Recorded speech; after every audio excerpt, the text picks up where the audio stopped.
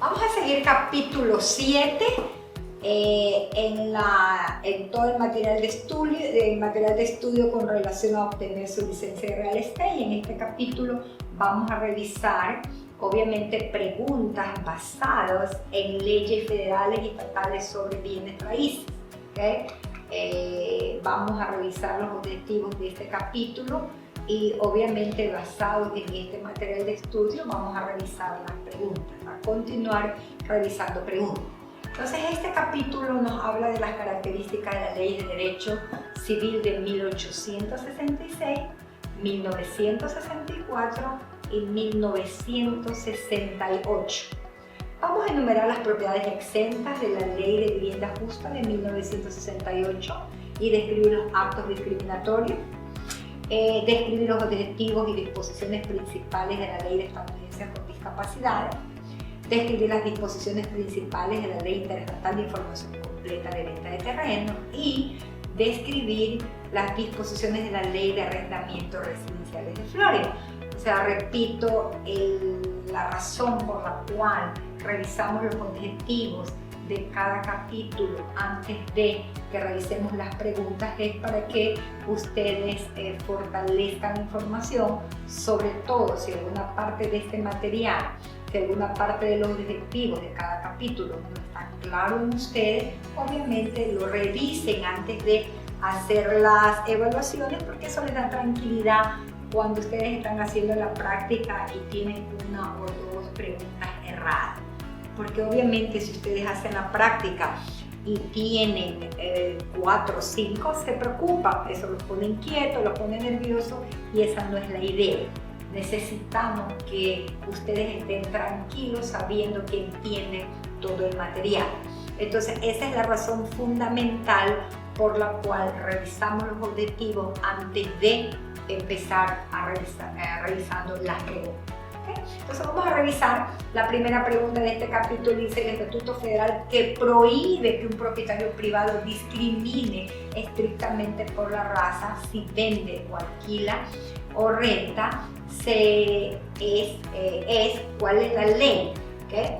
Entonces vamos a revisar 4 opciones: la Ley de Vivienda Justa del 68, la Ley de Derechos Civiles de 1866, la Ley Nacional de Vivienda de 1934, Ley Interestatal de Información Completa de Venta de Terrenos de 1968. Entonces nos recordemos que ley federal fue promulgada, en este caso, para proteger a la raza y en qué año. ¿Okay? Recuerden que fue la única ley que se protegió en aquella época de la promulgación. ¿Okay? Entonces la respuesta es la B. La Ley de Derechos Civiles de 1876 prohíbe la discriminación basada en la raza. La ley que requiere que los desarrollos inmobiliarios con subdivisiones de 20 o más lotes se registren con el Buró de Protección Financiera del Consumidor es llamada, ¿okay? Tenemos la opción A, Ley de Derechos Civiles del 64, opción B, Ley Federal de Vivienda, opción C, Ley de Florida de Prácticas Comerciales Engañosas y Desleales, o la opción D, Ley Interestatal de Total Revelación en Venta de Terreno. Entonces, ¿cuál de las 4 opciones aplica a esta pregunta? La respuesta correcta es la D, la D. ¿Por qué? Porque la Ley Interestatal de Información Completa de Venta de Terrenos requiere que los desarrolladores con divisiones de 100 lotes o más registren en la Oficina Financiera de Protección al Consumidor. ¿Okay? La Ley Federal de 1968 de Vivienda Justa enmendada prohíbe la discriminación basada en, ¿okay? Recuerden, esta ley es de 68. Vimos hace un momento una pregunta a la ley de 1866. Entonces veamos o recordemos en este año qué clases fueron protegidas. Vamos a revisar. Tenemos opción A, raza, color, religión, sexo, nacionalidad, de origen, estado familiar o discapacidad. Tenemos como opción B, raza o edad. Opción C, religión, edad, raza, estado familiar o discapacidad.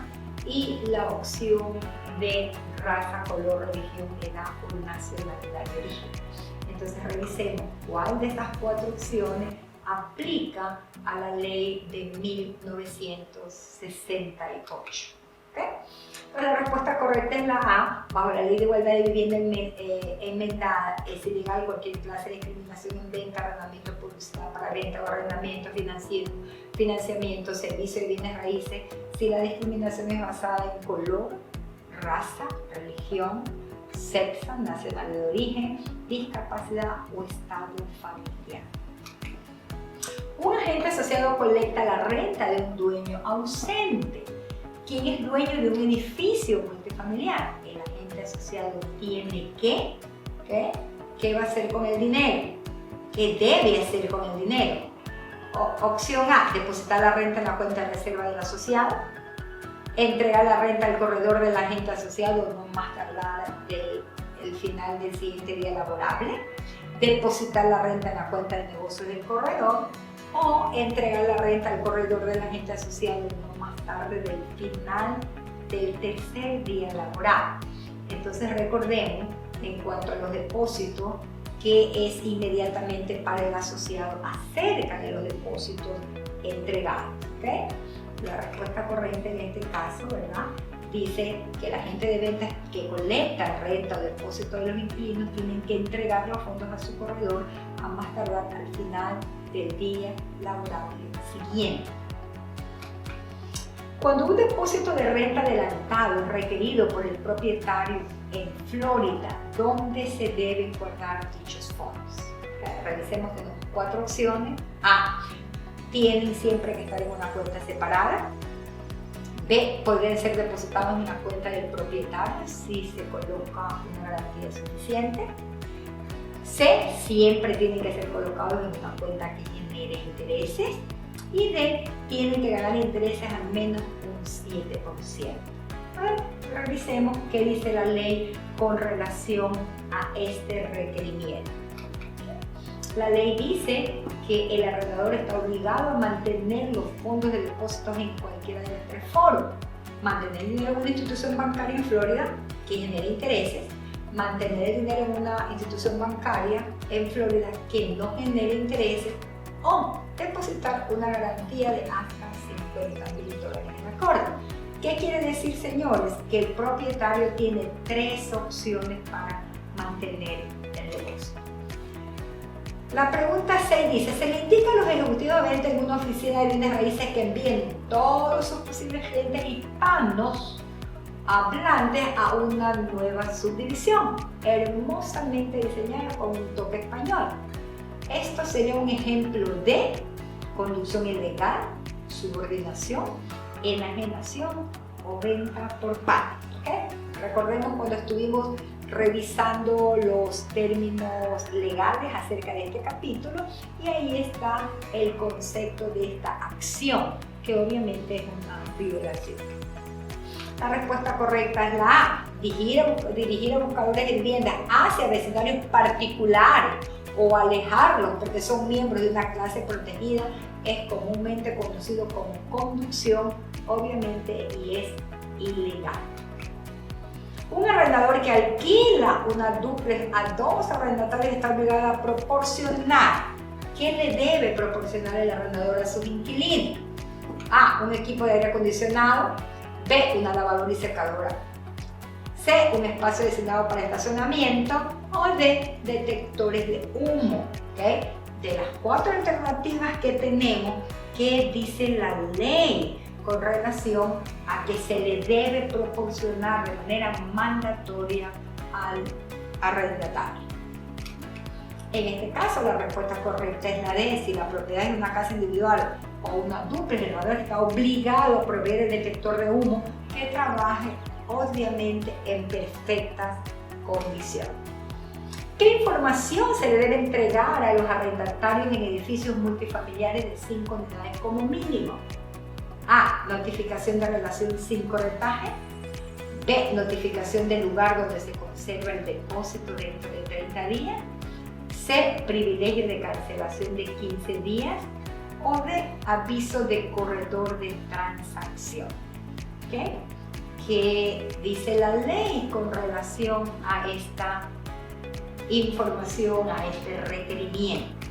La respuesta correcta es la B. ¿Por qué? Porque la ley de arrendador y arrendatario de Florida requiere que el arrendador informe al inquilino por escrito dentro de 30 días de recibido el dinero de depósito o renta anticipada, la manera en que los fondos del inquilino serán mantenidos o conservados.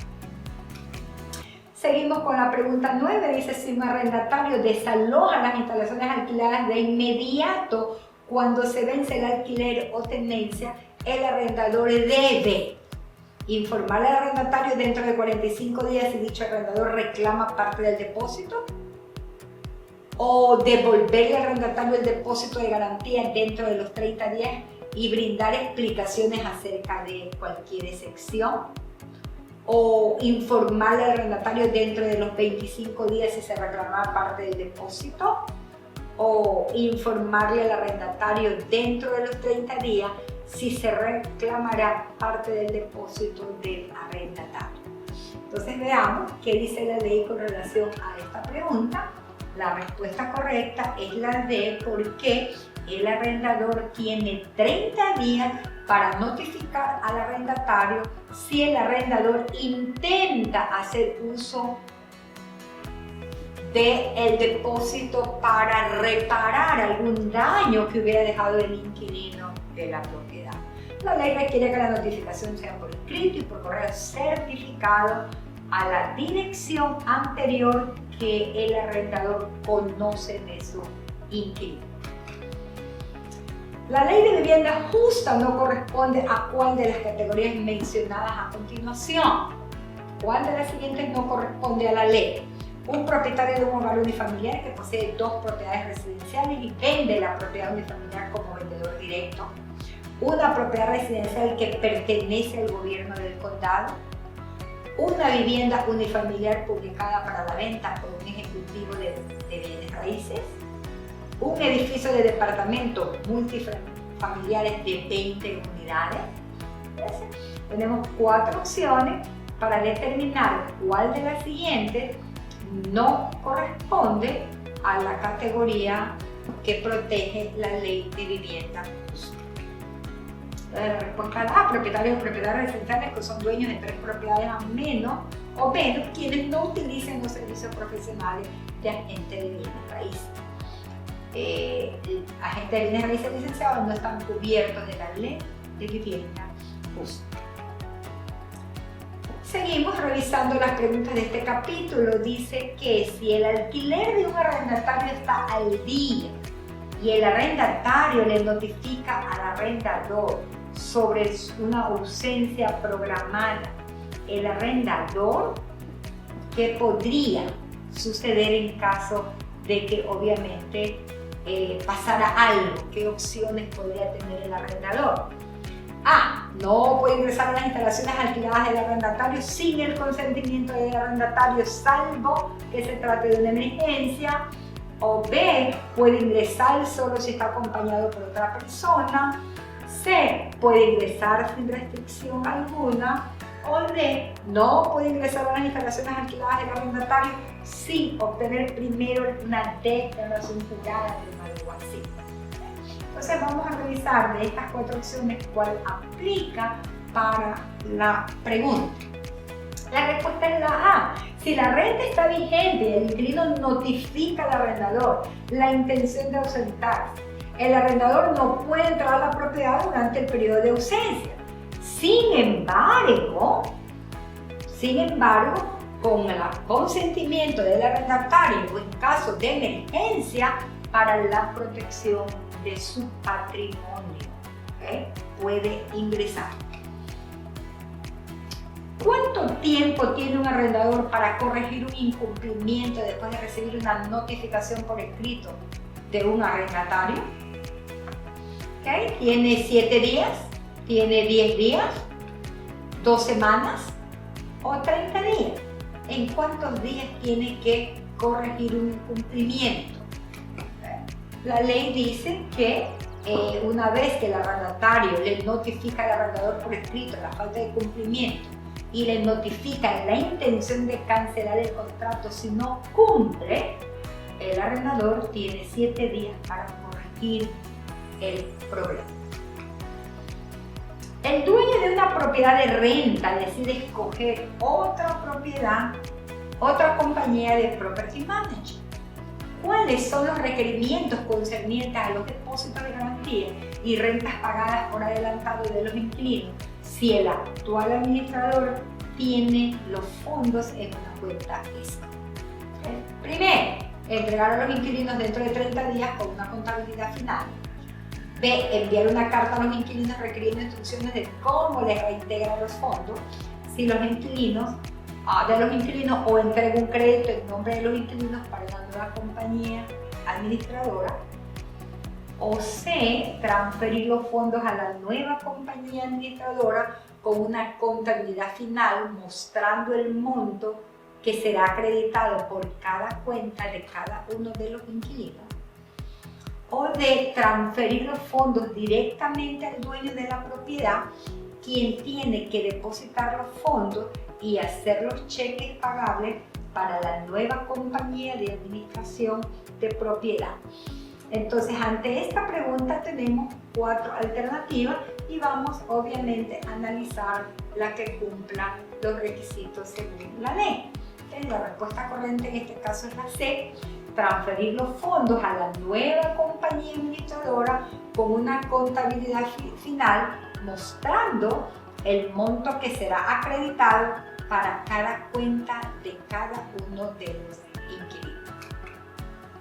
¿Qué ley prohíbe la discriminación contra clientes por la nacionalidad de origen de los clientes? La Ley de Derechos Civiles de 1866, la Ley de Derechos Civiles de 1964, la Ley de Vivienda Justa de 1964 o la Ley de Americanos con Discapacidad. ¿Okay? Veamos cuál aplica a esta pregunta y en este caso la respuesta correcta es la B, porque el título 2 de la Ley de Derechos Civiles de 1964 prohíbe la discriminación basada en la raza, color, religión y nacionalidad de origen en lugares públicos y públicas facilidades en comercio, incluyendo hoteles, moteles, restaurantes, estaciones de gasolina y lugares de entrenamiento. ¿Okay? Veamos la pregunta 15 que dice ¿qué frase se puede incluir legalmente en una publicidad para vender propiedad raíz? ¿Okay? Tenemos 4 alternativas. Una bonita casa de campo, perfecta para quienes compran su primera vivienda. B, hermoso vecindario variado en la herencia en. C, comunidad hispano. O D, vecindario tranquilo que no se aceptan niños. ¿Qué opinan ustedes con relación a estas 4 opciones? ¿Qué sería la correcta en una publicidad? Obviamente, en el caso de la respuesta A, esto es una violación a la ley de vivienda justa, hacer publicidad de disponibilidad de vivienda solamente para personas de cierta raza, color, sexo, religión, nacionalidad de origen, discapacidad y estado familiar. Es decir, que de las opciones, la que no violenta la ley es la correcta.